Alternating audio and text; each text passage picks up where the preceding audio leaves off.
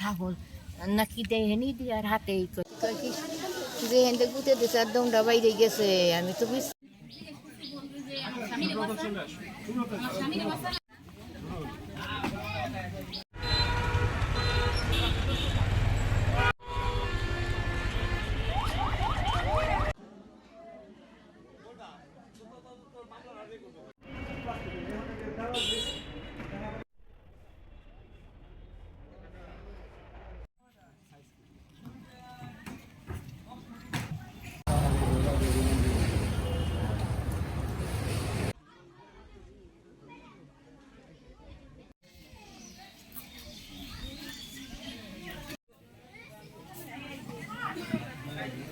ঘটনা সম্পর্কে এখনও প্রাথমিকভাবে আমরা যতটুকু বুঝতে পারতেছি যে এই ভদ্রলোক যিনি মারা গেছেন ডিসিস্ট, উনি দীর্ঘদিন মালয়েশিয়া থাকতেন এবং কিছু অর্থ সম্পদ উনি নিয়ে এসেছেন।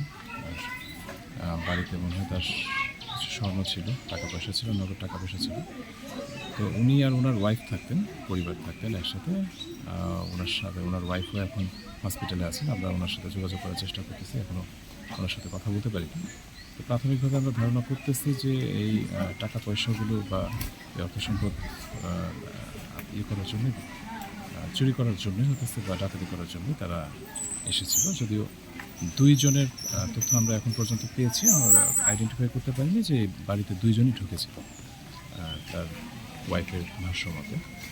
তো এই দুইজন ঢুকেই এই কাজটা করেছে। তার শরীরে সেভাবে অন্য কোথাও কোনো আঘাতের চিহ্ন পাওয়া যায়নি, দাগ পাওয়া যায়নি। আমরা যতটুকু জানি যে তার প্রাইভেট অর্গানেই হচ্ছে ধারালো কোনো কিছু দিয়ে হচ্ছে তারা আঘাত করে। আঘাত করার পরেই হচ্ছে এই ঘটনাটা ঘটে।